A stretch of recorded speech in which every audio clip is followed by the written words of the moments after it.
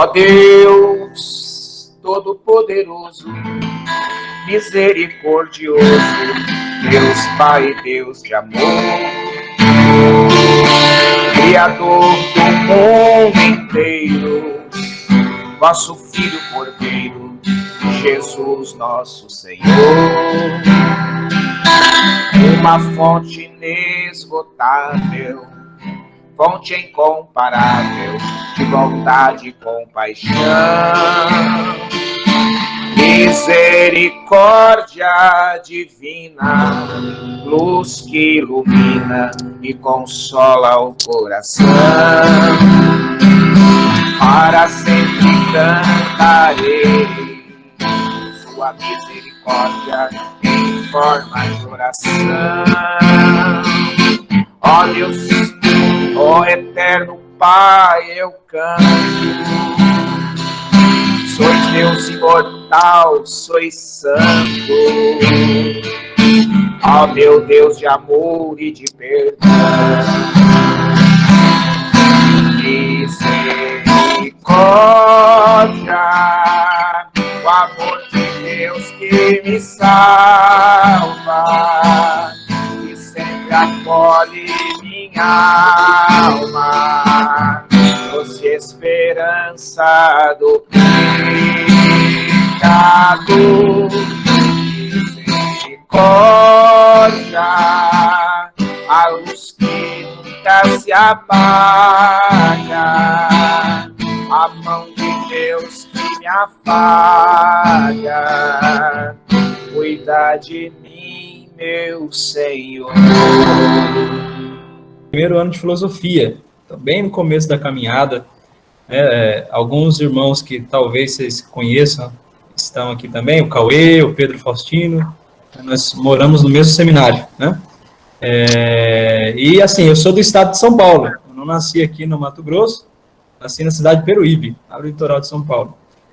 E pelos caminhos da providência, né, eu vim parar aqui no Mato Grosso por causa de uma noiva, e Deus, né, arrancou-me do noivado para me trazer para mais próximo dele, né, para o sacerdócio. Né? Nunca na minha vida que eu imaginei que eu ia vir para Cuiabá, né, mas Deus tem os seus caminhos, né, tem o seu jeito, a sua forma de agir. Né? E eu já servindo a Deus, né, aí no estado de São Paulo, né, já próximo do casamento, realmente a gente estava muito próximo, né, então o Senhor começou a me incomodar um pouco na minha vocação, e eu parei para fazer um discernimento vocacional. E graças a Deus estou aqui. Né? O caminho do seminário é um caminho de discernimento também, então peço as orações de vocês pela minha vocação, por todos nós seminaristas, né, para que nós sejamos fiéis a Deus. Mas é uma alegria quando a gente está entregando nossa vida para Deus e buscando de verdade, né, viver a santidade, né, viver na vontade de Deus. E é uma alegria também poder estar com vocês nessa noite. Deus abençoe a todos nós. Obrigado pelo carinho, por ter aceitado. Nós estávamos conversando com a Ana aí antes de começar a gravação da aula. Sim. A respeito que ela pegou a maior aula, né, a aula 25 é a aula maior. Até eu queria fazer uma sugestão, Vicente. Sim. Na parte do diário, para nós lermos uma quantidade maior, para ganharmos mais tempo, né? Porque tem muita coisa para ser lida, e aí você fica mais à vontade para comentar. Mas você fica à vontade, a Ana vai fazer a leitura e você vai fazendo as paradas, as pausas, quando você achar que é conveniente. Tá bom, Vicente? Tá ok, obrigado. Vamos começar então, Ana.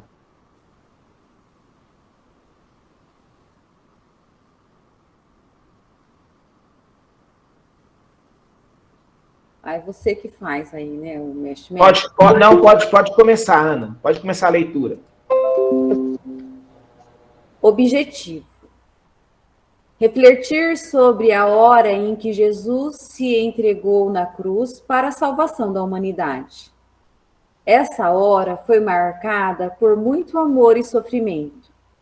Como Santa Faustina, vamos compreender o valor redentor que existe na meditação sobre a dolorosa paixão do Senhor.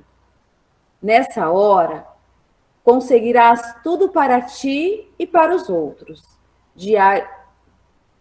Sagrada Escritura. Não, pode. Sagrada Escritura. Eu vou ler aqui no livrinho, então, tá? E foram a um lugar, Mateus 14, 32 a 42. E foram a um lugar cujo nome é Getsêmani. E ele disse aos seus discípulos: sentai-vos aqui enquanto vou orar.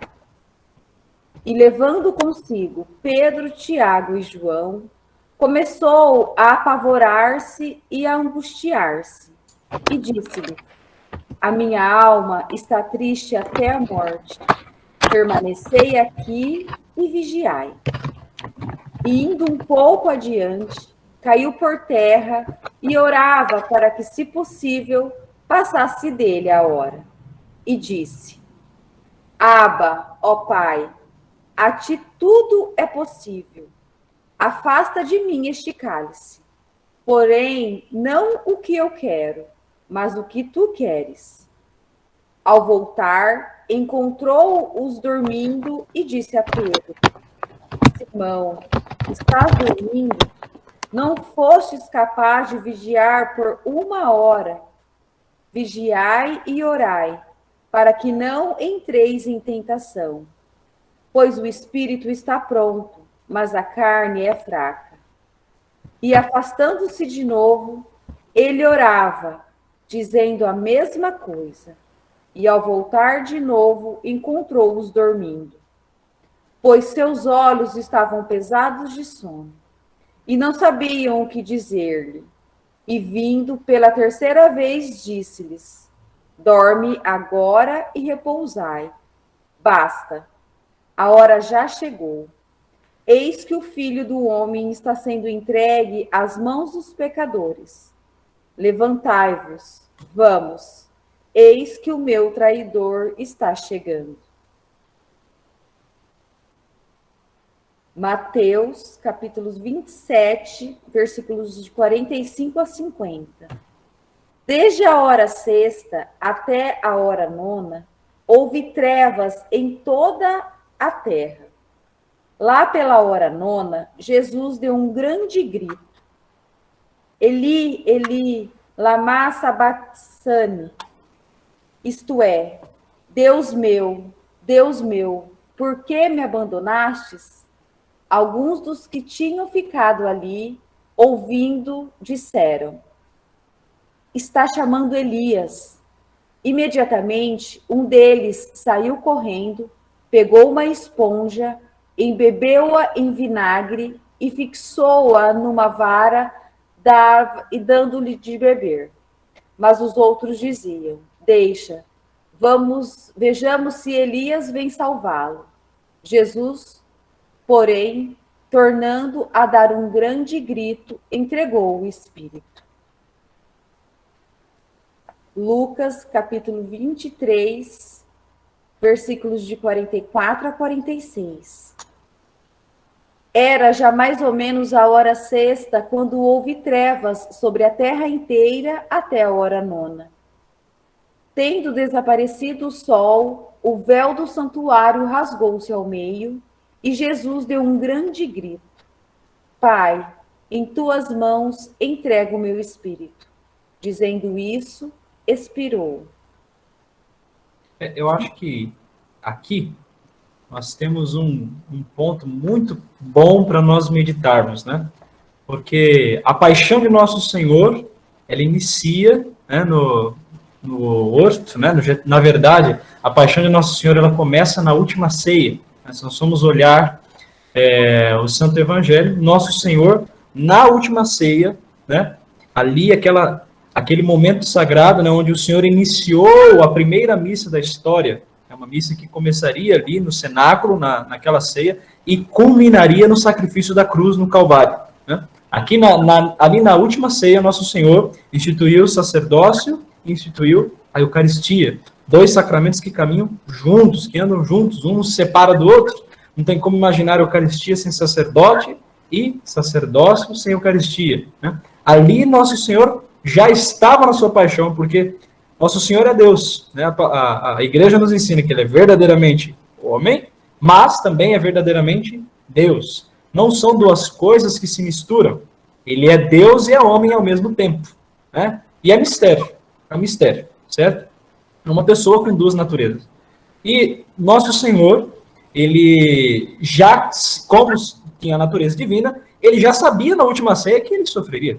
Ele já sabia na última ceia de que ele deixaria os seus. Ele já sabia ali na última ceia de que ele morreria na cruz e sabia também da vitória dele.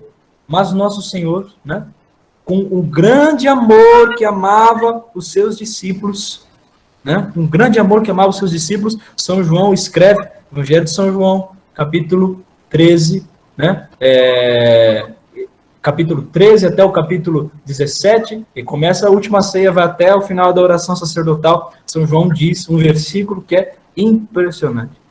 Fala assim, ó, tendo amado os seus que estavam no mundo, amou-os até o fim.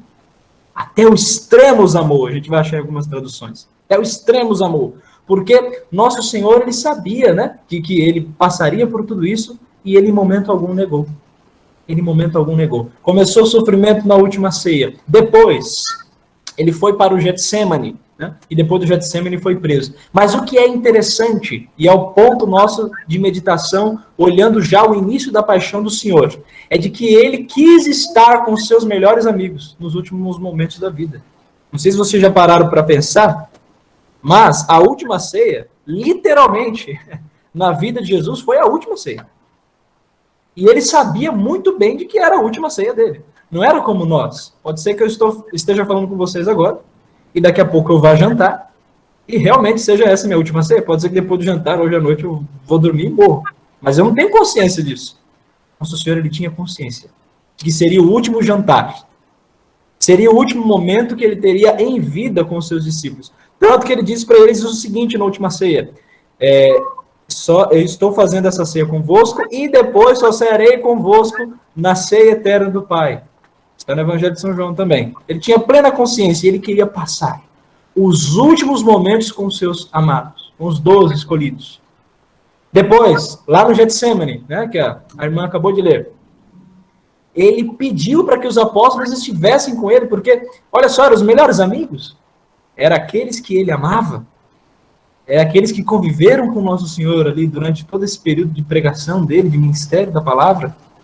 Foram aqueles que estiveram junto com Jesus e conviveram com ele. Ele queria, olha, nesse meu momento de dor, nesse momento de dificuldade, em que eu estou sentindo o peso do pecado do mundo sobre as minhas costas, eu preciso que vocês estejam comigo, eu quero que vocês estejam comigo, eu quero que vocês estejam me consolando. Né? E São Pedro agiu como muitos de nós agimos, né? A gente vai fazer vigília, né? Vamos estar na presença de Jesus, né? Se vocês são pessoas comuns igual eu, a gente sente sono, né? Às vezes dorme, né? Tira uma soneca ali, né? Tem até um padre, aliás, um bispo muito conhecido, um santo bispo, venerável Fulton Sheen, que ele dizia de que muitos de nós fazemos vigílias apostólicas, né? E por que vigílias apostólicas? Porque a gente dorme nas vigílias igual os apóstolos dormiram, né? Na agonia, lá no Getsemane, né? Vigílias apostólicas, estamos iguais aos apóstolos, né? Mas olha só, a dor de Nosso Senhor, porque naquele momento ele já se sentia ali sozinho, e não era uma dor por fazer a vontade do Pai, não. A alegria de Jesus era justamente fazer a vontade do Pai. Mas sendo verdadeiramente homem também sentia dor. E os seus discípulos, aquele que eles mais amavam, estavam lá dormindo, não conseguiam vigiar uma hora com ele. Então o nosso ponto de meditação aqui é nós olharmos, né? Quantas vezes Nosso Senhor também ali no sacrário, né? Aos pés da cruz, né? Nós olhamos para Nosso Senhor na cruz, lá numa igreja, né? Onde nós estivermos, se tiver uma cruz no seu quarto, onde você reza, na sua paróquia, ou Nosso Senhor no sacrário, que ele está verdadeiramente presente, corpo, sangue, alma e divindade. Quantas vezes Nosso Senhor está sozinho também? O Senhor está abandonado também. E nós temos que entender que no sacrário, né, ali está a pessoa divina de Nosso Senhor. Tem alguém respirando ali dentro. Tem alguém com o coração batendo ali dentro. E esse alguém é Nosso Senhor Jesus Cristo, que também espera que nós estejamos com ele. E também espera que nós estejamos lá próximos dele. Quantas vezes Nosso Senhor também está já ali sofrendo, né? Como sofria no Getsemane, porque está lá sozinho, olhando para aqueles bancos vazios da igreja, né? E nós que o conhecemos, nós que somos eleitos, nós que somos amigos de Jesus, temos também que estar com ele. Então, primeiro ponto para essa meditação, né? Para acolher a misericórdia de Deus, eu também preciso querer estar consolando esse coração de Jesus, consolando o coração do Senhor que sofre esquecimentos, que sofre ofensas, que sofre blasfêmias, inclusive. Nós precisamos estar diante desse coração consolando. E a prova maior disso é que, no Getsemane, né, a gente vai ver na palavra de que, enquanto os apóstolos dormiam, o Senhor enviou o seu anjo para consolar Jesus. Você imagina a dor que Nosso Senhor estava sentindo. A tal ponto de o Pai enviar o anjo para consolar o Senhor. Dor igual nós só vemos na Sagrada Escritura quando Nosso Senhor está no deserto, né? Uns 40 dias e 40 noites que ele ficou no deserto, depois de ser tentado por Satanás, o anjo também aparece para o servir. Isso só acontece de novo agora no Getsemane. E não é porque ele está sendo tentado por Satanás, mas é porque ele está sentindo a dor dos nossos pecados, os pecados do passado, do presente, onde Jesus estava, e os meus pecados. Pense bem, meu santo, minha santa. Quando o Nosso Senhor estava lá no Getsemane, suando sangue, ele estava pensando em você. Era você que estava nos olhos de Jesus. Era você. Era você. Ele nos salvou de maneira geral, mas de forma específica também. Ele olhava para você, para mim, Vicente, para o José, para a Ivete, para a Cleide, para todos que estão aqui. O Senhor olhava para você ali. Então foi por você que ele sofreu aquilo lá, né? Sofreu aquela dor, e nós somos chamados a retribuir esse amor, consolando o coração de Jesus. Vamos seguir para frente. João, capítulo 19, versículos de 31 a 37. Como era o dia da preparação, os judeus, para que os corpos não ficassem nas cruzes durante o sábado, porque este sábado era um grande dia, pediram a Pilatos que lhes quebrassem as pernas e fossem retirados. Vieram então os soldados e quebraram as pernas do primeiro e depois do outro, que foram crucificados com ele.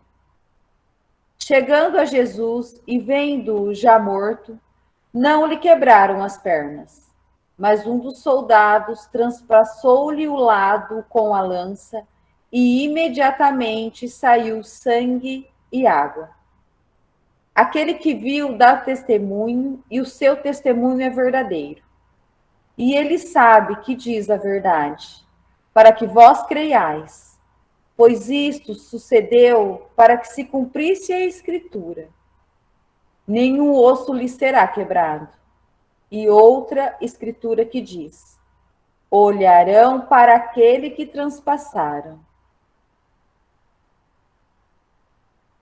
Continua. Catecismo.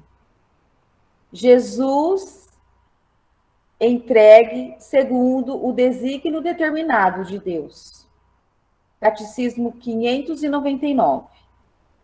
A morte violenta de Jesus não foi fruto do acaso, nem coincidência de um conjunto infeliz de circunstâncias. Faz parte do mistério do desígnio de Deus, como Pedro explica aos judeus de Jerusalém, logo no seu primeiro discurso no dia de Pentecostes. Depois de entregue, segundo o desígnio determinado e a previsão de Deus, Atos, capítulo 2, versículo 23. Esta linguagem bíblica não significa que os que entregaram Jesus foram simples atores passivos de um drama previamente escritos por Deus. Morto pelos nossos pecados, segundo as Escrituras. Este projeto divino de salvação, mediante a morte do servo, o justo, havia sido anunciado antecipadamente na Escritura como o mistério de redenção universal, isto é, de resgate que liberta os homens da escravidão do pecado. São Paulo, em sua confissão de fé, que diz: recebido, professa que Cristo morreu pelos nossos pecados segundo as Escrituras. A morte redentora de Jesus cumpre, em particular, a profecia do servo sofredor. Jesus mesmo apresentou o sentido de sua vida e da sua morte à luz do servo sofredor. Após a sua ressurreição, ele deu esta interpretação das Escrituras aos discípulos de Emaús e depois aos próprios apóstolos. Sim, que vale uma explicação. Nós, o que o catecismo está querendo nos dizer, confirmando aquilo que nós acabamos de ler ali antes, né, no Evangelho de São João, de que a morte de Nosso Senhor não foi um acaso, entende? Isso precisa ficar muito claro, porque muitas vezes a gente escuta por aí, né, de algumas pessoas, pregadores, infelizmente até de sacerdotes, né, de que Jesus morreu como se tivesse sido uma grande injustiça, né, como se fosse uma obra, assim, uma coisa que, né, Deus não quisesse que tivesse acontecido. É que não era para Jesus ter morrido na cruz, de que ele estava pregando o evangelho do reino, e aí, de repente, vieram os judeus e os soldados romanos, né, Pilatos com inveja de Jesus, com raiva, com medo de Jesus, como se Jesus fosse apenas um grande político, fosse, né, um grande líder político que foi crucificado. E não é nada disso que aconteceu. Nós precisamos ter muito claro na nossa cabeça que era projeto de Deus, sim, que Nosso Senhor padecesse na cruz. Isso não pode ter dúvida no nosso coração, pelo amor de Deus. A cruz foi, sim, um projeto de Deus. Tanto é que, no Antigo Testamento, no livro do profeta Isaías, Isaías, ele profetiza, ele diz sobre o servo sofredor, ele não tinha aparência humana, por suas chagas fomos curados. Depois, Jeremias confirma isso. O profeta, o rei Davi, nos Salmos, ele fala sobre um servo, ele fala sobre alguém que é o senhor do senhor dele. A gente vai ver aquele salmo lá, diz o Senhor ao meu Senhor. O Senhor primeiro é Deus. Esse segundo Senhor, quem que é? Davi já estava vendo ali o Cristo, o verbo que ia se encarnar depois no seio de Nossa Senhora. Diz o Senhor ao meu Senhor. Esse ao meu Senhor é Cristo. E depois no Antigo Testamento várias outras passagens que deixam muito claro a presença de um Filho de Deus verdadeiro, do verbo encarnado, que viria para nos salvar. E como se não bastasse, já que a gente não quer ficar entrando só no Antigo Testamento, então vamos para o Novo Testamento. Que às vezes o fulano pega e fala assim, não, mas você está só citando o Antigo, Então vamos para o Novo. Evangelho de São Lucas, capítulo 1, o arcanjo Gabriel aparece para a Virgem Maria, e diz, ele salvará o seu povo dos seus pecados. Vocês vão dar para ele o nome de Jesus, no hebraico, Yeshua, que significa Deus salva. Porque ele salvará o seu povo dos seus pecados. Ou seja, meus queridos, aqui citando o próprio catecismo, olha só, a morte violenta de Jesus não foi fruto do acaso, nem coincidência infeliz de circunstâncias várias. Faz parte do mistério, do desígnio do mistério de Deus. Ponto e acabou, não tem que ter dúvida. Viu? Então, quando você escutar falando aí, seja de quem for, tá? De quem tiver autoridade, que Jesus morreu, sofreu uma grande injustiça, porque ele pregou o evangelho do reino, porque salvou os pobres, etc, etc, etc, então foi uma morte injusta, Foi uma morte injusta? Se você for olhar por um olhar humano, pode ser que tenha sido. Primeiro porque Jesus não tinha cometido literalmente crime algum, Acusaram ele de mentiras. Acusaram ele de um monte de coisa que ele não estava fazendo, Inclusive de que ele tinha se colocado contra César. E ele não tinha se colocado contra César em momento algum. Deram para ele uma cruz que era maior do que ele, porque essa cruz foi feita para Barrabás, que de verdade era assassino. Então não fizeram uma cruz para Jesus. Deram a cruz que era pesada, de Barrabás, para o Cristo. E o Cristo foi morto, nu, assim, negócio humilhante, não tinha aparência humana. Mas Deus quis tudo isso. E por que Deus quis tudo isso? Deus é masoquista? Não, meus queridos. Deus quis tudo isso para que, quando nós olhássemos o tamanho do remédio, nós pudéssemos ver o tamanho da doença que nós tínhamos, para que o remédio fosse tão grande assim. Quando você vai no médico, né? E aí o médico te receita, né? Você vai lá e fala, eu tô sentindo dor na cabeça, né? Tô com dor, né? Eu tô sentindo dor em tudo. Aí o médico vai lá e receita para você um paracetamol, né? Uma pirona, né? Um anti-inflamatório, né? Um antialérgico. A doença não é muito grave, né? Porque se fosse uma coisa grave, ele tinha te dado um remédio mais pesado, né? E se é eu mesmo olho aquela receita, vai, então tranquilo, tudo bem, vou tomar um remédiozinho, tá bom.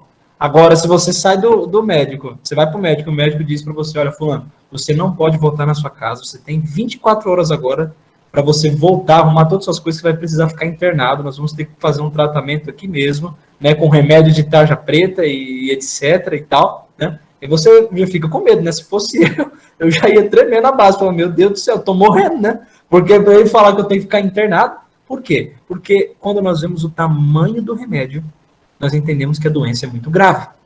Para que Deus enviasse o seu único filho e deixasse com que o seu único filho morresse na cruz, para nos salvar, padecesse, né? Fosse ali, sofresse todas aquelas ignomínias, e depois morresse na cruz como um bandido, isso quer dizer que a doença, a cura, tinha que ser grande. Para que um remédio tão grande desse... Para pensar um pouco. Deus enviou o único filho. Deus encarnado. Né? Ele não morreu ali num palácio. Ele morreu na cruz. O trono de Cristo foi a cruz. Para um remédio tão grande. A doença nossa era muito grande também. Qual que era a nossa doença? Era o pecado. Por isso que Deus quis que isso acontecesse. Para que nós fôssemos libertos. Não é um fruto do acaso. O catecismo está deixando claro. Mas a gente precisa... meditar o catecismo, porque às vezes a gente lê a coisa aqui e passa batida, né? Não é fruto do acaso, nem é coincidência. O Pilatos estava querendo matar alguém, foi lá e escolheu Jesus. Não. Deus quis que isso acontecesse para que nós fôssemos salvos. Né? É um plano divino de salvação. Tanto é que depois, lá em Atos dos Apóstolos, capítulo 2, quando os apóstolos recebem o Espírito Santo, São Pedro, cheio do Espírito, faz a primeira pregação, né? Ele diz algo que o catecismo citou aqui, ó. Depois de entregue segundo o desígnio determinado e a previsão de Deus. Ou seja, São Pedro estava falando da morte de Jesus. E ele disse o quê? Segundo o desígnio determinado e previsto por Deus. Não foi um acidente a morte de Cristo. Foi algo predestinado por Deus, para que nós pudéssemos aurir das graças desse sangue derramado sobre nós. Então, ficar muito claro isso. E quando nós olharmos na cruz do Senhor, agradecer ao Pai. Obrigado, Senhor. Obrigado porque o Senhor me deu um remédio tão grande para minha salvação. Eu não sou digno disso. E o Senhor me dá um remédio tão grande, o seu próprio Filho, para a minha salvação. O Senhor não deixou Jesus sozinho em momento algum, Pai. Não, muito pelo contrário. O Senhor pensou nele para me salvar. Para me salvar. Né? O padre, aqui eu finalizo para a gente poder continuar, né? Um padre muito famoso, que já morreu, tem muitos livros, chamado Padre Sertilanges, né? Tem um livro que o título do livro é o seguinte, né? O que Jesus viu do alto da cruz. E ali o Padre Sertilanges, ele olha, né, essa passagem de Jesus crucificado e começa a meditar. O que Jesus viu lá no alto da cruz? Ele viu Jerusalém, ele viu sua mãe, ele viu João, e ele vai passando o livro todo, né? Como se estivesse dentro do olhar de Jesus. E um momento interessante que ele escreve no livro, fala assim, olha, ele olhou para mim e para você também. No olhar eterno de Jesus como Deus. Ele olhou para mim e para você. A gente vê que a salvação de Jesus, ela foi genérica, foi para o mundo todo, assim como eu já tinha falado, né? Mas ele também pensou em nós de maneira especial. Por quê? Porque a palavra de Deus mesmo diz, antes que eu te formasse no seio de tua mãe, eu já te conhecia. Em outra palavra, diz, né, teu nome está gravado na palma das minhas mãos. Esse mesmo verbo que nos diz isso é aquele que estava na cruz também. Então ele olhou para mim, para você de maneira especial. Para a tua família ele olhou também. Ele olhou para os teus no alto da cruz.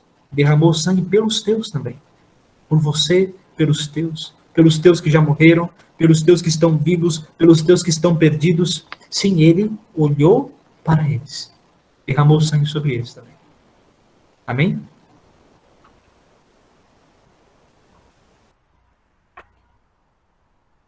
Consequentemente, Pedro pôde formular assim a fé apostólica no plano divino da salvação. Fostes resgatados de vã maneira de viver herdada dos vossos pais, pelo sangue precioso de Cristo, como de um cordeiro sem defeito nem mancha, predestinado antes da criação do mundo e manifestado nos últimos tempos por nossa causa. Os pecados dos homens que se seguiram ao pecado original foram castigados com a morte, enviando o seu próprio filho na condição de escravo, que era a condição de uma humanidade decaída e fadada à morte por causa do pecado, a Cristo, que não conheceu o pecado, Deus os fez pecado por amor a nós, para que em Cristo nos tornássemos justos aos olhos de Deus. Ao partilhar no seu coração humano o amor do Pai para com os homens, Jesus amou-os até o fim. Pois não há maior amor do que dar a vida por aqueles que se amam. Assim, no sofrimento e na morte, a sua humanidade tornou-se instrumento livre e perfeito do seu amor divino, que quer a salvação dos homens. Com efeito, ele aceitou livremente a sua paixão e morte por amor ao Pai e aos homens, a quem o Pai quer salvar. Ninguém me tira a vida, sou eu que a dou espontaneamente. Daí a liberdade soberana do Filho de Deus, quando ele próprio vai ao encontro da morte. Sim, aqui é importante também nós pararmos para entender, né, que Cristo, que diz no Evangelho de São João, capítulo 14, né, eu sou o caminho, a verdade e a vida. Né? Ele é, quando Jesus está querendo dizer isso, né, nós temos que prestar atenção no verbo que o Senhor usa. Né? O Senhor ele usa um verbo forte, né, o verbo ser. Né? Eu sou o caminho, a verdade e a vida. Né? Não estou representando o caminho, a verdade e a vida. Não, eu sou. E só tem ele, literalmente. O Senhor ele traz essa autoridade para ele. Eu sou o caminho, a verdade e a vida. Ele não disse eu sou um dos caminhos, uma das verdades e uma das vidas. Não, eu sou o caminho, a verdade e a vida. Né? E a grandeza disso, né, é de uma forma tamanha, né, que, né, o catecismo ele cita um versículo muito importante para nós. Né? Está aí no Evangelho de São João, capítulo 10, versículo 18. Ninguém me tira a vida, sou eu que a dou espontaneamente. Isso daí corrobora aquilo que nós estávamos acabando de meditar. Né? A morte do Senhor na cruz foi uma oferta que ele mesmo quis dar. Não é que alguém tirou a vida do Senhor. Meus queridos, né? Vamos parar para pensar um pouquinho. Você acha que Deus, né? Deus, sendo Deus de amor, né? Ele ia mandar o filho dele para a terra para que qualquer pessoa tirasse a vida dele? Não, pelo amor de Deus, né? Gente, né? Se nós, que somos homens, né, que temos o pecado original em nós, né, nós não iríamos de maneira alguma mandar um filho nosso. Você não ia mandar seu filho e sua filha para morrer na cruz por causa dos outros. E assim, sei lá, vou te entregar lá no meio daquele povo, que eu sei que o povo vai querer te matar, então vai para lá. Né? Em sã consciência, ninguém faria um trem desse daí, só se fosse uma pessoa muito louca, muito fora de si, né? Sei lá, uma psicose na cabeça. Porque ninguém faria isso. Se nós somos inclinados ao pecado, não faríamos isso, por que Deus faria? Por que Deus ia mandar o filho dele para um povo, né, para falar, ó, tenta sorte aí. Vamos ver se você não morrer, tá bom. Né? Não. Deus mandou o seu filho, dando para ele o poder divino, poder sobre a sua própria vida. Por isso que ele fala, olha, ninguém me tira a vida, eu que dou ela livremente. Porque a vida de Cristo é uma vida divina, né? É óbvio que é um mistério? É um mistério, né? Porque ao mesmo tempo que ele é homem, ele também é Deus. Mas a palavra de Deus vai dizer para nós, lá no livro dos Efésios, capítulo 2, versículo 4, Deus que é rico em misericórdia, impulsionado pelo grande amor com que nos amou. No versículo 5, quando nós estávamos mortos por causa dos nossos pecados, ele nos deu a vida em Cristo. É por graça que vós sois salvos. Essa graça, ela vem pela vida que Cristo nos dá. Né? Por que Jesus diz, ninguém tira a vida, sou eu que a dou livremente? Porque ele é a própria vida, é ele que comunica a vida para nós. É ele que comunica a vida para nós. O prólogo do Evangelho de São João, capítulo 1, né, diz o seguinte, né? No princípio era o Verbo, e o Verbo estava com Deus, e o Verbo era Deus. Depois continua, versículo 2 para frente, né? Por ele foram criadas todas as coisas, e ele é a vida e a luz dos homens. Ou seja, nosso Senhor Jesus Cristo, né, o Verbo eterno do Pai, já estava com o Pai desde toda a eternidade, né? E ele que é a vida que o Pai comunica para nós. No momento em que ele se encarnou no ventre de Nossa Senhora, ele tomou forma humana. Deus tomou um corpo humano para si, mas não deixou de ser a vida dos homens. Por isso que ele diz, ninguém tira a minha vida, porque eu que sou a vida. Eu a dou livremente. Eu a dou. Eu a entrego livremente. Como que isso acontece, Vicente? Mistério.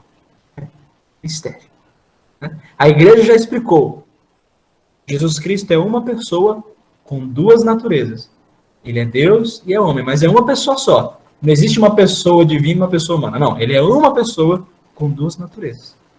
E é exatamente por isso que ele nos dá, nós temos a graça de recebermos dele a vida.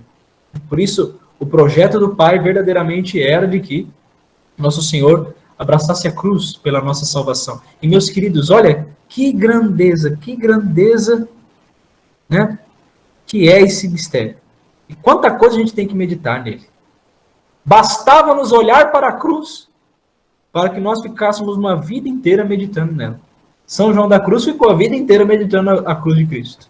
E meditou tanto que Deus permitiu que ele passasse uma grande cruz, um grande calvário na sua vida também. Se tornou o santo que foi.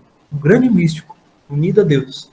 Porque ele compreendeu o mistério da cruz, né, pelo amor. A cruz é uma carta que foi escrita, né, com o sangue de Cristo. E para nós entendermos essa carta, não basta que nós estudemos, não basta que nós leiamos. Isso é importante e tem que ser feito. Mas é preciso que nós nos coloquemos diante da cruz para meditar, para amá-la, para compreendê-la pela ótica do amor. E é nessa ótica que nosso Senhor se entregou para nós, por meio do amor.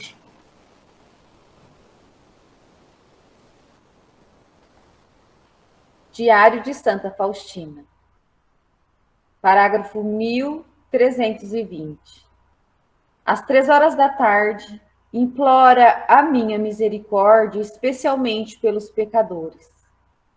E, ao menos por um breve tempo, reflete sobre a minha paixão, especialmente sobre o abandono em que me encontrei no momento da agonia. Esta é a hora da grande misericórdia para o mundo inteiro. Permitirei que penetres na minha tristeza mortal.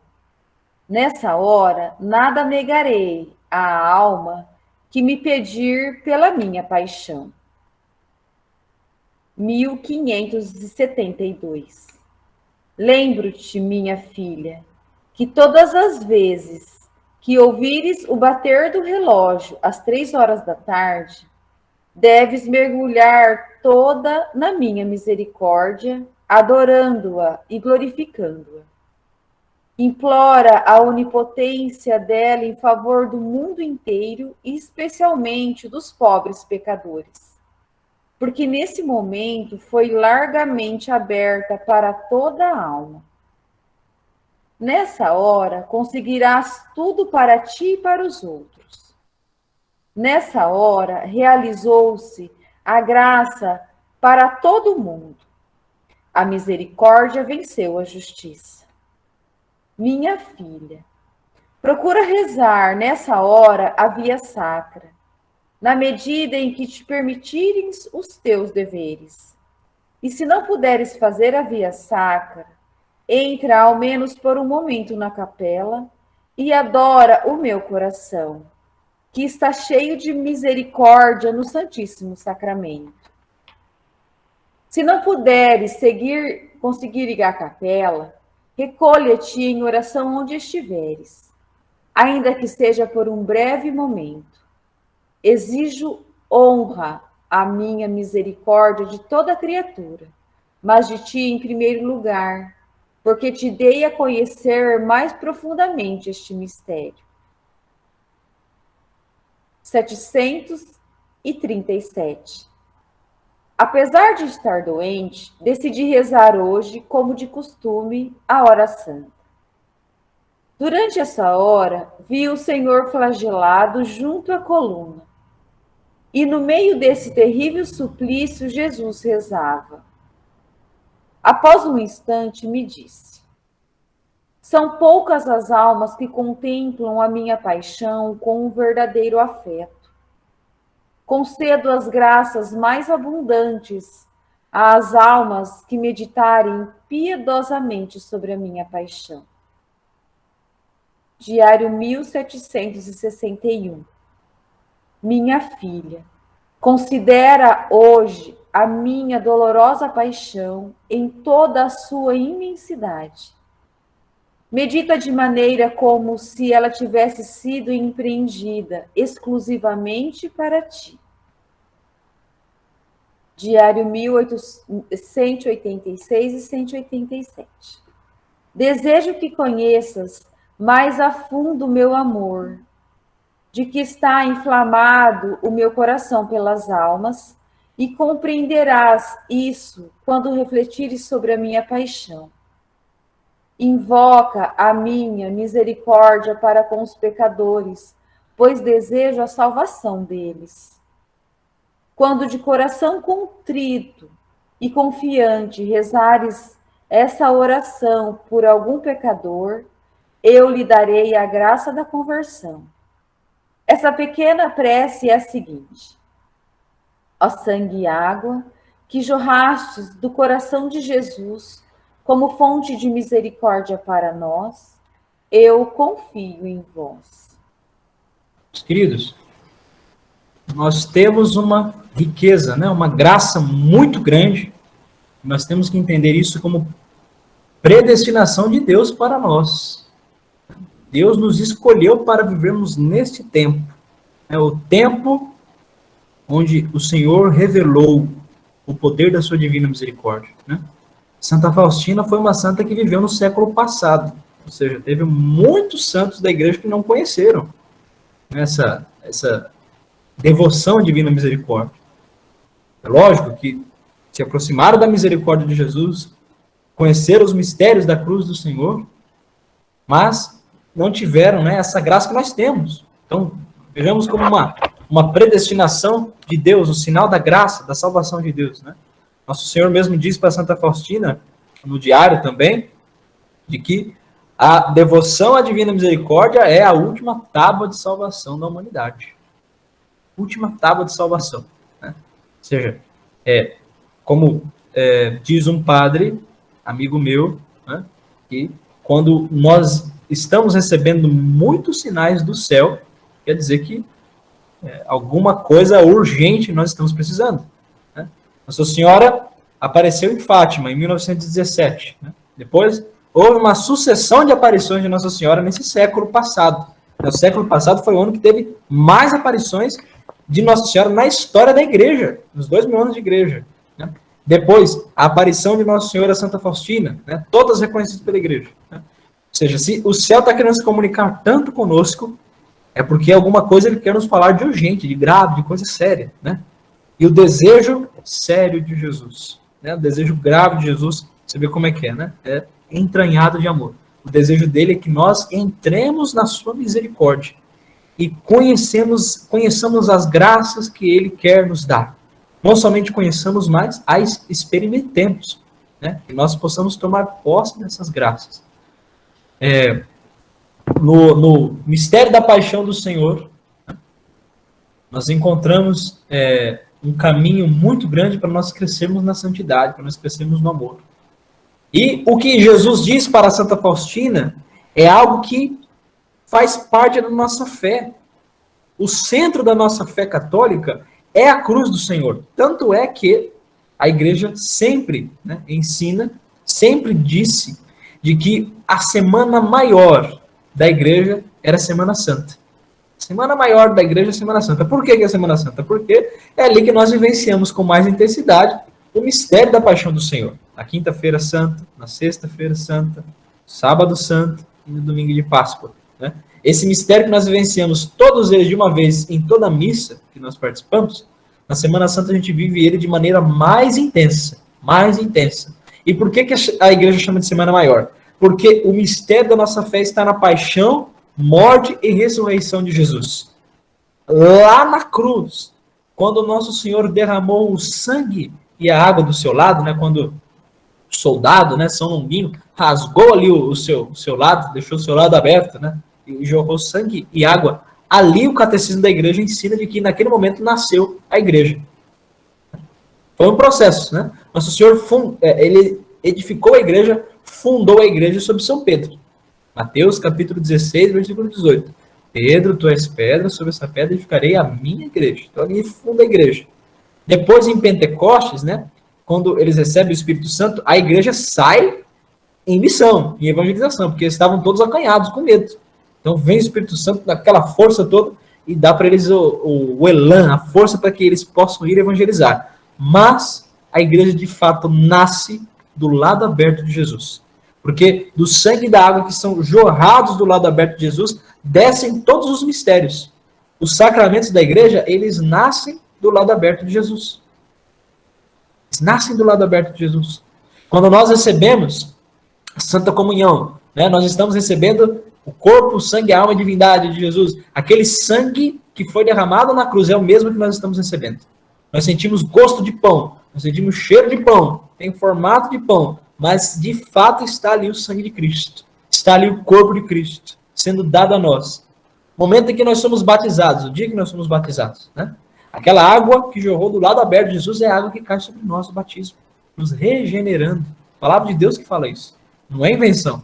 É a palavra que diz claramente. São Paulo aos apóstolos escreve, São Paulo aos Tessalonicenses escreve, o banho da regeneração que nos é dado pelo lado aberto de Cristo é o que nós vivemos no batismo.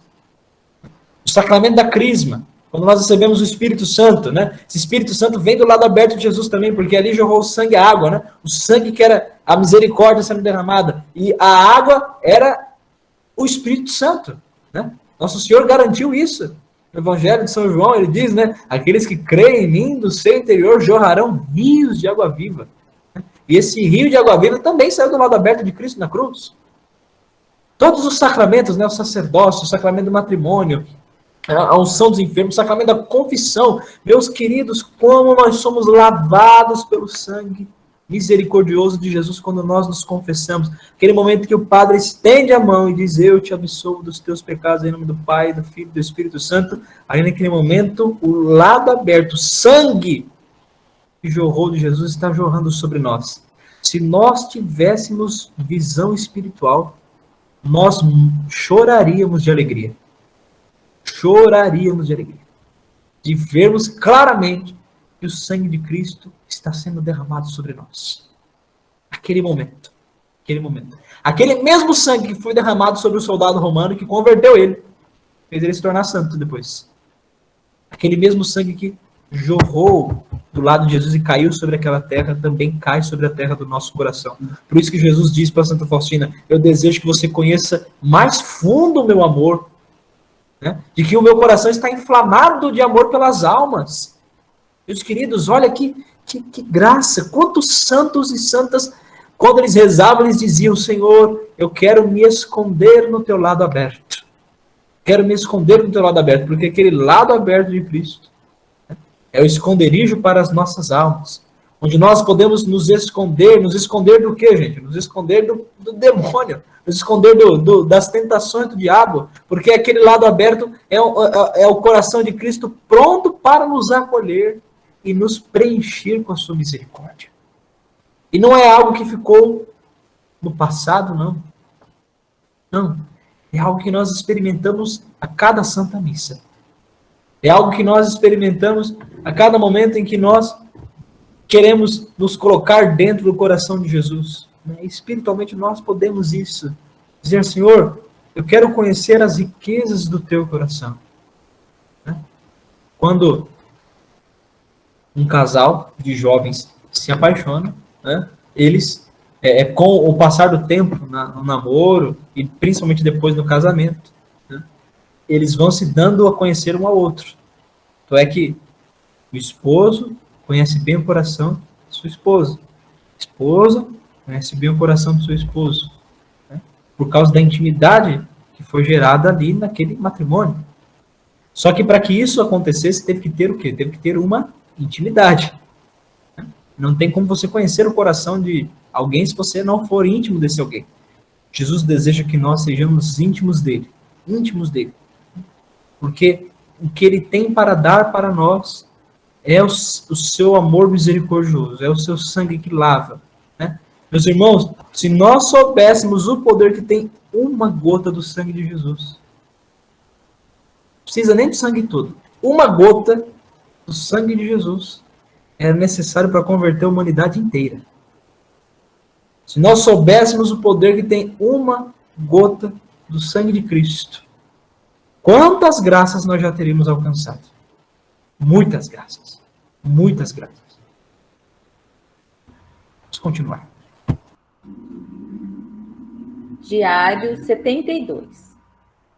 Ó Jesus, quando medito sobre o grande preço do vosso sangue, alegro-me com a sua grandeza, porque uma só gota seria suficiente para todos os pecadores.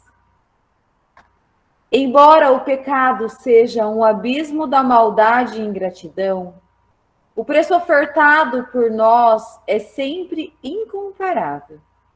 Por isso, que toda a alma confie na paixão do Senhor e tenha esperança na misericórdia. Deus a ninguém nega a sua misericórdia. Céu e terra poderão mudar, mas não se esgotará a misericórdia de Deus. Oh, que alegria arde no meu coração quando vejo essa vossa bondade inconcebível, ó meu Jesus. Desejo trazer a vossos pés todos os pecadores, para que louvem por todos os séculos a vossa misericórdia. Diário 267. Jesus me disse que o que mais lhe agrada é quando medito sobre sua dolorosa paixão e que por essa meditação muita luz desce sobre minha alma. Quem quiser aprender a verdadeira humildade, que medite sobre a paixão de Cristo. Quando reflito sobre a paixão de Cristo, consigo compreender claramente muitas coisas que antes não podia compreender. Diário 367. Quando antes do retiro de 8 dias, fui falar com o meu diretor espiritual e lhe pedi autorização para certas mortificações durante esse período, não recebi autorização para tudo o que pedi, mas apenas para algumas. Recebi autorização para 1 hora de meditação sobre a paixão de Nosso Senhor e para uma certa humilhação. Fiquei um pouco insatisfeita por não ter obtido licença para tudo o que tinha pedido. Quando voltamos para casa, entrei por um momento na capela e então ouvi na alma a voz. 1 hora de reflexão sobre a minha dolorosa paixão tem maior mérito do que um ano inteiro de flagelação até o sangue. A reflexão sobre as minhas dolorosas chagas é muito proveitosa para ti e a mim causa-me grande alegria. Diário 618. No começo da quaresma, pedi ao meu confessor uma mortificação para este período e recebi a mortificação de não reduzir a minha alimentação, mas enquanto comesse, devia refletir sobre como nosso Senhor aceitou na cruz vinagre com fel. Essa seria a mortificação. Não sabia que teria tão grande proveito para minha alma. Esse proveito é que continuamente reflito sobre sua dolorosa paixão. E quando me alimento, não distingo o que como, mas estou ocupada com a morte do meu Senhor. Por que Nosso Senhor pede tanto a Santa Faustina, né? Para que medite, para que gaste o tempo meditando na sua Santa Cruz. Né? Porque quando nós meditamos na cruz de Jesus, e isso daqui não é uma coisa teórica, porque basta nós olharmos o exemplo da vida dos santos. Né? Todos os santos que meditaram na cruz de Jesus, eles alcançaram um grau de amor a Deus muito grande, muito grande. Porque quando nós meditamos na cruz de Jesus, né, nós vemos o tamanho da humildade de um Deus que se deixou humilhar para nos salvar. Nós vemos o tamanho da pobreza de um Deus. Né? Pare um pouco para meditar a cruz de Jesus todos os dias. Porque nós vemos que existe um rei que preferiu ter por trono o madeiro. Ele não quis as pompas. Né? São Paulo escreve, ele não se prevaleceu da sua condição de Deus, mas humilhou-se a si mesmo. Ele se humilhou a si mesmo para quê? Para nos salvar. Para nos salvar. Por isso, quando nós meditamos a cruz, se nós meditarmos com seriedade, o Cristo que está na cruz, que ao mesmo tempo que é um Cristo sofredor, sofreu na carne, literalmente na carne, por causa de nós. Nós vemos o Cristo pobre e nu. Nós vemos aqui Nosso Senhor nos nossos crucifixos, né? Ali coberto com roupa, né? Nas suas partes íntimas. Mas Nosso Senhor foi crucificado nu. Nem mesmo roupa Jesus tinha. Foi colocado assim para o escárnio dos homens. E Deus sujeitou-se a tão grande humilhação para que nós fôssemos salvos. Então, quando nós meditarmos na cruz do Senhor, nós vamos ver que tudo aquilo que nós fazemos ainda é pequeno. E que realmente vale muito mais nós estarmos diante de Jesus meditando e amando Ele, do que ficar um ano inteiro fazendo mortificações. Não que as mortificações não sejam valiosas, obviamente que são. Né? A gente não pode correr de jejum e de oração, coisa nenhuma. Mas vale muito mais nós aprendermos a amar Jesus olhando o maior gesto de amor que Ele deu por nós, do que se nós tentássemos pelas nossas próprias forças amarmos a Deus. O caminho que os santos fizeram foram esses, né? Nós temos grandes santos que foram grandes ascetas, né? Ou seja, foram grandes penitentes, né? Mas nós vemos a santidade reluzir de uma maneira mais bonita daqueles que não fizeram, que fizeram as grandes penitências, mas que gastaram mais tempo da vida meditando na cruz do Senhor. Porque o sacrifício de Jesus tomou conta do seu coração. E eles foram se entregando a Deus de tal maneira que se tornaram também sacrifício. Meus irmãos, é preciso que nós entendamos uma coisa, né? Nós fomos criados para o sacrifício. E enquanto nós não nos sacrificarmos, nós não vamos ter cumprido nada nessa vida. Nós fomos criados para o sacrifício. Nós fomos criados para os outros. Deus nos fez para ser para o outro. Né? E esse outro, primeiramente, é Deus. Primeiramente é Deus. Nós só vamos conseguir nos sacrificar pelos irmãos quando nós sermos para um outro com O maiúsculo, que é Deus. E depois de nós sermos para esse outro que é Deus, nós vamos conseguir ser para os outros, que são os nossos irmãos. Mas como que nós vamos aprender a nos sacrificar, meus queridos? Como que nós vamos aprender a nos entregar em sacrifício?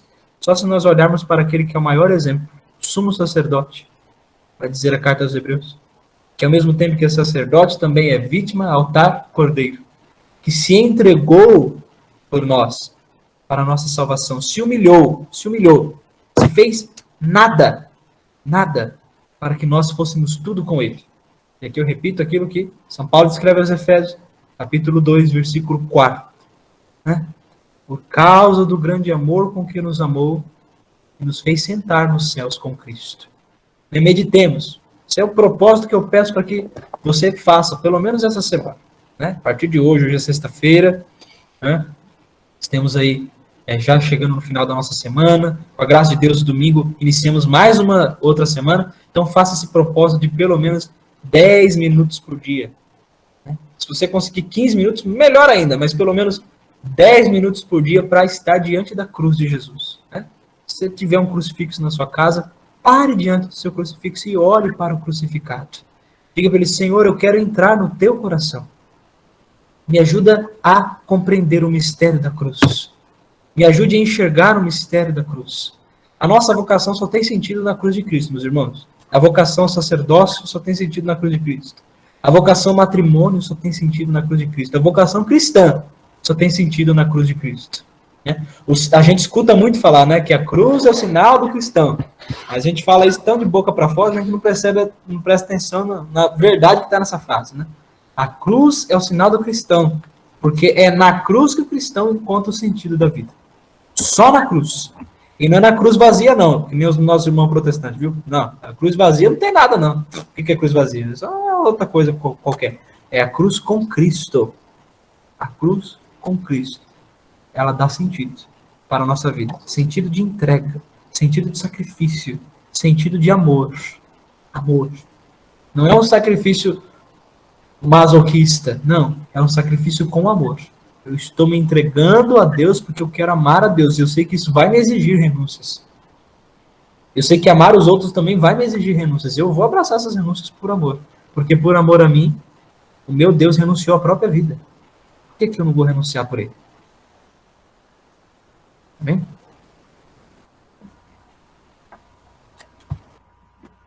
Diário 487. Nos sofrimentos da alma ou do corpo, procuro ficar calada, porque estão o meu espírito se enche de força que provém da paixão de Jesus. Continuamente tenho diante dos olhos sua dolorosa face ultrajada e desfigurada, seu coração divino transpassado pelos nossos pecados, especialmente pela ingratidão das almas eleitas. Diário 149. Quando adoeci e fui transferida para a enfermaria, tive muitos dissabores por esse motivo. Éramos duas doentes na enfermaria. A irmã N. Recebia visitas de irmãs, a mim ninguém veio ver. É verdade que é só uma enfermaria, mas cada uma tem a sua cela. Eram longas as tardes de inverno. A irmã N. tinha luz. Podia ouvir rádio e eu nem podia preparar a minha meditação por falta de luz. Quando assim se passaram quase 2 semanas, uma tarde eu me queixava ao Senhor porque sofria muito e nem podia preparar a meditação por não dispor de luz. O Senhor respondeu-me que viria todos os dias à tarde e me indicaria os pontos da meditação para o dia seguinte, que versaram sempre sobre sua dolorosa paixão. Dizia-me: reflete sobre o meu padecimento diante de Pilatos. E assim sucessivamente, durante toda a semana, eu meditava sobre a sua dolorosa paixão. A partir daquele momento, uma grande alegria invadiu a minha alma e já não desejava quaisquer visitas ou luz. Jesus me bastava por tudo. Aliás, o zelo das superioras pelas doentes era grande. E, no entanto, o Senhor fez com que eu me sentisse abandonada. Mas esse melhor mestre, para poder agir sozinho, afasta tudo que é criado. Algumas vezes eu sofria tantas perseguições e sofrimentos que a própria madre disse: no seu caminho, os sofrimentos parecem brotar da terra. Disse-me ainda: eu olho para a irmã como para uma crucificada. No entanto, reconheço nisso a mão de Jesus. A irmã seja fiel ao Senhor. E aqui, esse ponto importantíssimo para nós finalizarmos, né? Que é nós aprendermos a unir os nossos sofrimentos aos sofrimentos de Jesus. A palavra de Deus diz, né? Tomai em vós os mesmos sentimentos de Cristo. Ou seja, assemelhai-vos a Cristo. E quando nós somos chamados por Deus a nos assemelhar a Jesus, ou seja, sermos de fato cristãos, não é somente no Jesus glorioso, no Jesus ressuscitado, mas é no Cristo total. O Cristo que se dá pelos irmãos e o Cristo que entrega a sua vida, que sofre. Então, um meio muito grande de nós meditarmos a paixão de Jesus durante o nosso dia é nós unirmos os nossos pequenos sofrimentos ao sofrimento da cruz de Jesus. Ou seja, você passou aquela contrariedade no seu serviço, né? Aquela pessoa que, né, você ama muito ela, para não dizer outra coisa, ela faz com que você passe um nervoso no serviço. Né? Ou o seu patrão, ou sei lá, alguém da sua casa te dá aquele dissabor, assim como o Santa Faustina está falando de sabores da vida dela, te dá aquele dissabor, né? Você sabe que você vai ter que tratar com aquela pessoa, e aí você tem duas opções, ou você xinga, ou você fica com raiva, você foge daquilo, fala, não quero encontrar com esse fulano aí não, né? Ou você faz aquilo com o espírito de sacrifício. Fala, Senhor, né? Quantos judeus, quantos do povo pelos quais o Senhor veio salvar, também te negaram, também te maltrataram, também te caluniaram, escarraram na sua cara. Então eu uno esse meu sofrimento a vós, Senhor. Quero me unir a vós, né? Naquele momento que você está com sede, né? Uma sede muito grande, né? Você pode aguardar mais 5 minutinhos para beber água. Dizer, Senhor Jesus, eu vou unir agora essa sede que eu estou sentindo à sede que o Senhor teve por mim na cruz.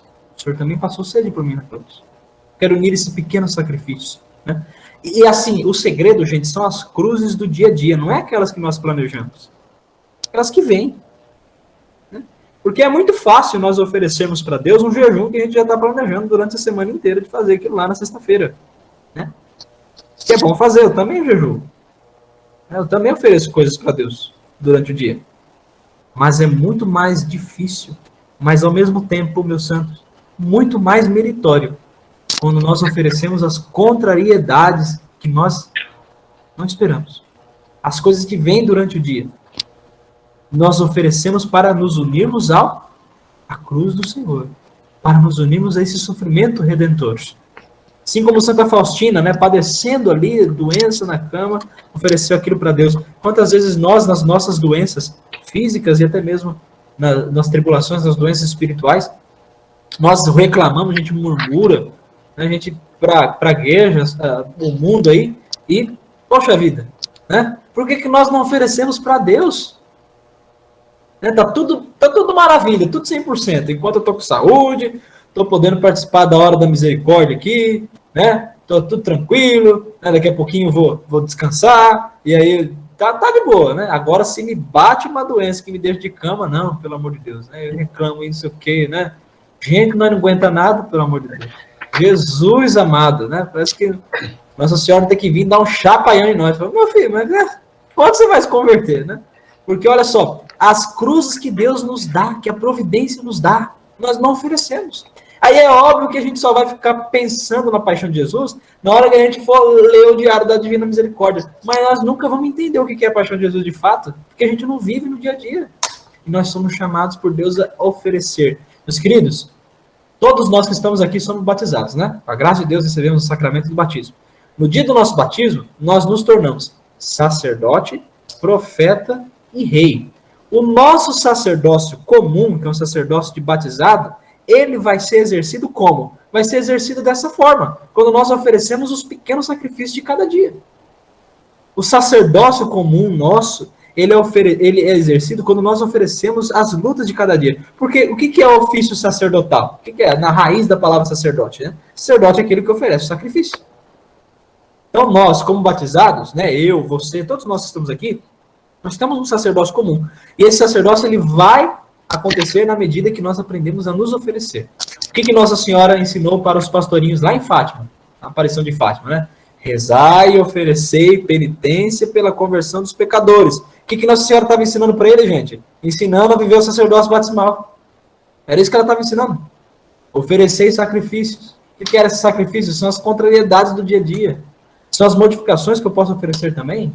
São jejuns que eu posso oferecer também, mas principalmente a cruz de cada dia, oferecendo-me, unindo a Cristo, sacerdote e vítima. Então que nessa noite fiquem esses 3 pontos para nós meditarmos. Muito bem, Vicente. Amém? Amém. Eu queria primeiro agradecer a Ana por ter feito a leitura aí carinhosamente, pela humildade dela. Muito obrigado, viu, Ana?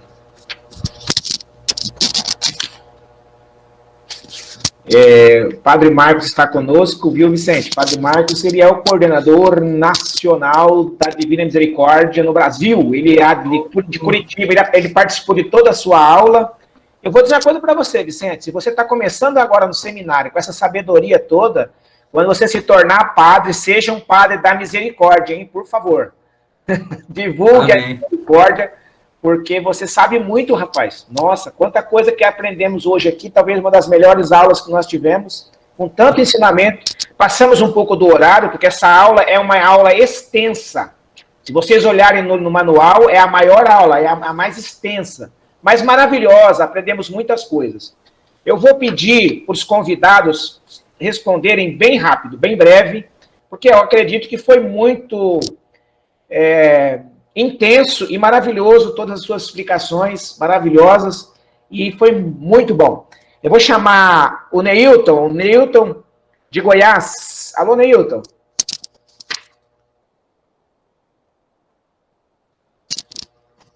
Neilton? Tá por aí, Neilton? Vamos ver se ele abre o microfone. Eu vou chamar o Edmilson, aqui de Prudente. Alô, Edmilson? Pode abrir o microfone. Edmilson? Oi, José, boa noite. Boa noite a todos. Tudo bem, querido? Você está com uma pergunta aí, né? Por favor. Estou com a pergunta 2. O que você achou do Vicente aí? Fala de coração, vai. Excelente, aprendi muito, né? Que o bom Deus continua agraciando ele de sabedoria. Pode falar, Edmilson. Então, a minha pergunta é a 2. Como devemos praticar a oração das 3 horas da tarde? Então, José e meus queridos irmãos, né, diante de tudo que nós estamos aprendendo, né, eu entendo que devemos participar, ou melhor, praticar a oração das 3 horas da tarde, né, meditando profundamente a paixão do nosso Senhor Jesus Cristo, né, um coração agradecido, né, e contrito por cada gota do sangue que Ele derramou por nós, né, pela nossa salvação, e implorando profundamente a sua misericórdia, né, e termos compromisso de rezarmos todos os dias, né, e também com confiança e fé, com perseverança e conscientes. Confiantes por quê? Porque é a promessa de Jesus que alcançaremos a graça para nós e por quem pedimos. É promessa dele. e também que alcançaremos misericórdia em nossa vida ainda e na hora de nossa morte, né? Conforme está no Diário 687 e no 754. E com fé. Mas que fé? Uma fé expectante, uma fé carismática, crendo naquilo que não podemos ver, acreditando e esperando que o que está no nosso coração também esteja no coração de Deus, né? E crer fielmente no que estamos pedindo, antes mesmo que aconteça.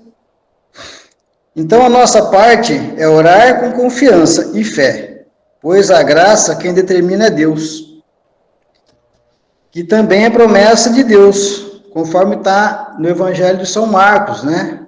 11:24. Por isso vos digo, tudo o que pedirdes na oração, crede que o tendes recebido, e vos será dado. É promessa de Deus, né? E assim, perseverante e consciente. Perseverante porque, embora o nosso Senhor Jesus Cristo tenha falado a Santa Faustina, que através do texto da misericórdia podemos pedir tudo, ele não confirmou que seremos agraciados imediatamente. Por isso precisamos nos manter perseverantes, até que a graça aconteça. E ainda também aqui nas almas do purgatório, né? A gente está rezando, a gente não sabe se eles vão ser resgatados pelos que nós estamos rezando. Então temos que continuar perseverante nessa oração. E conscientes, porque a graça só vai acontecer se for da vontade de Deus em nossa vida. Não é a nossa vontade, temos que ter consciência que é da vontade de Deus que a graça acontece, né? Então, eu entendo aqui que entra muito na questão da morte, né? Muitas vezes a gente está rezando por pessoas que estão com alguma doença, né? Estão acamadas, estão... esse tempo que estamos vivendo aí, né? Nós passamos pelo aquele período da Neide, rezamos mais de 40 dias, né? E ela teve a sua Páscoa definitiva. Então, nós temos que entender, ter essa consciência que nesse momento a vontade de Deus era aquela. A gente muitas vezes quer que o ente fique aqui, né? Mas Deus o chamou.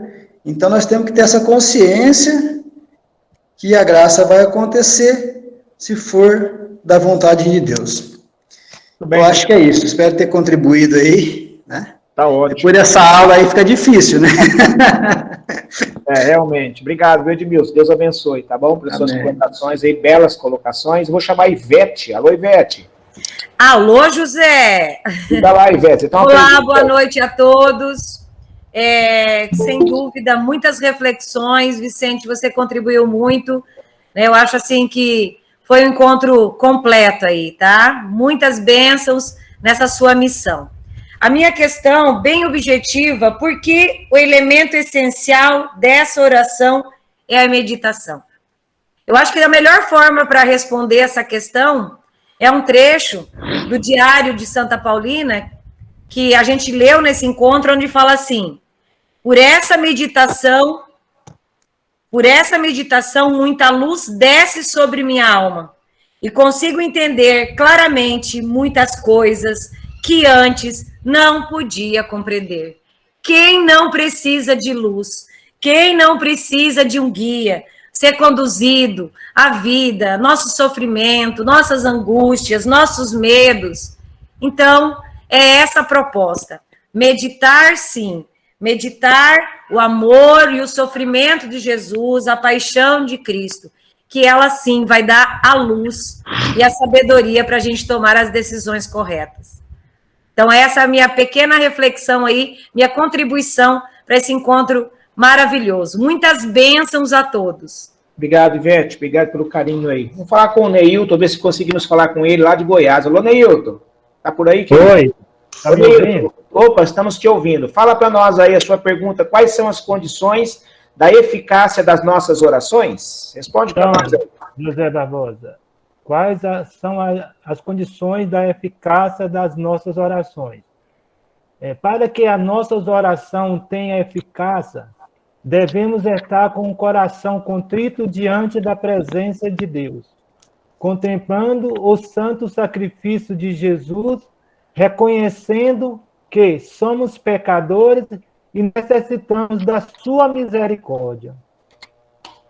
E esvaziarmos de nós mesmos e devemos colocar no coração sagrado de Jesus todos os nossos pecados, as nossas misérias, as nossas necessidades, com muita humildade, sinceridade e confiança. Confiança no amor misericordioso de Deus. E praticar a misericórdia com os nossos próximos. Devemos, acima de tudo, nós entregarmos a sua vontade, na certeza que, se for para o nosso bem, Ele ouvirá as nossas orações e atenderá os nossos pedidos. Também devemos, a exemplo de Santa Faustina, estar unido a Jesus crucificado, pois o mistério do santo sacrifício é a prova do seu amor misericordioso por todos nós. Né? E também acrescentando alguma coisa, né, que o nosso seminário falou, né, vigiar, né, nós temos que vigiar, né, estar em jejum, viver os mandamentos de Deus. É isso aí, Deus. Obrigado, Neilton. Deus abençoe, querido. Amém. Obrigado. Alô, obrigado. Padre Marcos, boa noite. Obrigado pela paciência de esperar até agora. O senhor está aí desde o início, eu fiquei quietinho e ele acompanhou as aulas. O que o senhor achou do Vicente aí, padre, querido? Boa noite, Vicente. Coragem, viu? Amém, Pai, sua bênção. Obrigado pela explanação, pela participação, né? Com fervor e entusiasmo que são próprios dos que estão no início do caminho vocacional, né? Persevere com esse fervor, com esse zelo, durante toda a sua longa vida e seja fiel até o fim, né? Amém. Muito bem, obrigado, viu? Agradeço a todos, a José, por organizar esta formação, todos que participaram, deram resposta, e eu confesso pessoalmente que tenho dificuldades a fazer umas meditações assim vivas da paixão de Cristo, né? Tenho capela do lado, tudo, procuro entrar nas 15 horas, mas assim, na teoria a gente sabe que é uma fonte de força, de coragem para superar as dificuldades, mas não é fácil, né? Nesse tempo de hoje, de correria, de tanta superficialidade, mergulhar na paixão profundamente, né? Mas sei que devo melhorar aqui, né? João Paulo II meditava todo dia, parece que via sacra, né? Mesmo com tantos afazeres, né? Muito bem, obrigado a todos, que Deus abençoe, e a gente se encontrará, se Deus quiser, em PV, em Presidente Venceslau. Peraí, obrigado a leitora leu muito bem, parabéns, com muito amor. Vicente, muito obrigado, viu? Perseverança. Amém, obrigado. Quantos vocês estão, então, em Cuiabá? Quantos vocês estão lá em Cuiabá, seminaristas? Nós estamos em 32 seminaristas. Uhum. Eu vejo que lá a formação é dura, né? A formação é boa, forte. É boa, graças a Deus. Tá bom, beleza. Então, Padre Marcos, preparem para dar a bênção. Vou pedir para as pessoas pegarem os objetos. Quem puder abrir as câmeras para nós recebermos a bênção para os objetos. Ô, Vicente, sim. Eu queria agradecer, foi maravilhosa a aula. Você retornar outras vezes também, fazer essa parceria conosco aí. Foi maravilhoso. De coração mesmo, eu tenho certeza que todos amaram. É uma aula extensa, bem extensa, mas você foi muito pedagógico, foi nos colocando dentro da aula. E eu anotei aqui muitas coisas e fiquei emocionado também várias vezes, sabe? Quando falou do coração de Jesus, né? De se esconder, né? Do coração de Jesus para fugir dos problemas, das dores. Talvez eu estou precisando me esconder um pouco no coração de Jesus. O Padre Marcos fala que precisa parar mais diante do coração de Jesus, batendo no sacrário. Padre Marcos, eu preciso um pouco mais. Eu preciso entrar e me esconder um pouco, porque só eu sei as lutas do nosso dia a dia. Vicente, muito obrigado, viu? Amém, amém. Deus lhe pague, eu que agradeço o convite, viu? Agradeço também, Padre Marcos, pela acolhida, tá bom? Conte com as minhas orações aí pelo senhor. Muito obrigado, Vicente. E rezem por mim também, pela minha perseverança, não só minha, mas de todos os seminaristas, né? Para que nós possamos ser bons padres para a nossa igreja aqui no Brasil e aonde Deus nos mandar. Muito bem, eu queria de novo começar seminário, tirar seminarista para melhor caprichar, sim. Muito bem, então vamos dar bênção com a cruz aqui tenho crucifixo, cruz com relíquias do nosso fundador, Santo Stanisław Barczyński, que procurava a força também na meditação da paixão de Cristo, né? Na cruz, sofrimento, na cruz, reerguimento, na cruz, ciência de amor. Quem cruz descobre, este não morre na dor que parte o coração. Abençoe-vos Deus Todo-Poderoso, a vós e tudo o que vocês possuem, para que vocês possam usar tudo para a maior glória de Deus, em nome do Pai, e do Filho e do Espírito Santo. Amém. Amém.